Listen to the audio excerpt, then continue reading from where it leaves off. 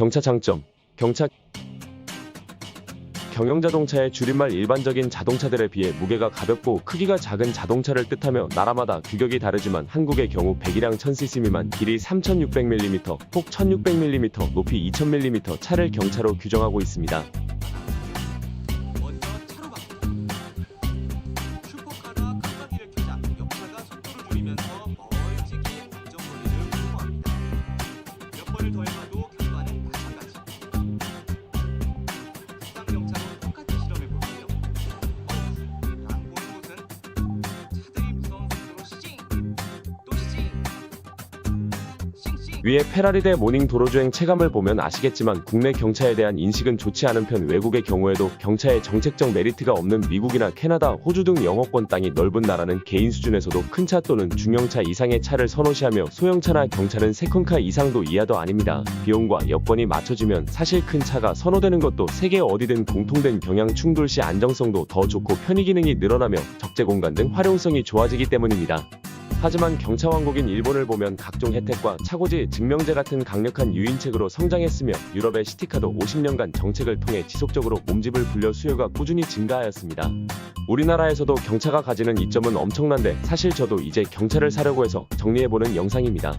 첫 번째, 저렴한 가격과 가격 방어가 잘 된다. 쉐보레의 스파크는 2023년 기준 깡통 차량이 982만원이라는 1000만원도 안 하는 금액으로 새 차를 구매할 수 있고요. 사회초년생들이 많이 찾는 아반떼 깡통 옵션이 1960만원, 코나가 2536만원인데 비해 많이 저렴한 가격으로 비교적 부담없이 구매가 가능합니다. 나아가 저렴한 유지비로 수요층도 많아서 중고차 가격도 크게 떨어지지 않습니다. 엔카에서 국산 대형 세단 제네시스 EQ900 3.3 프리미엄 럭셔리의 출고가는 9,326만원인데 6년 만에 3,330만원으로 1.3 가격이 되었습니다. 그러나 모닝은 같은 연식 출고가 1,115만원의 키로수도 2배 이상 많은데 이 정도의 가격을 방어하고 있습니다. 두 번째 장점, 유지비. 차량 크기와 배기량이 적기에 당연 연비도 높습니다. 거기에 LPG의 경우 기름 냄새만 맡아도 갈 수 있다고 할 정도로 연비가 좋아 만땅에서 3만원으로 469km 주행했다는 오너도 있었습니다.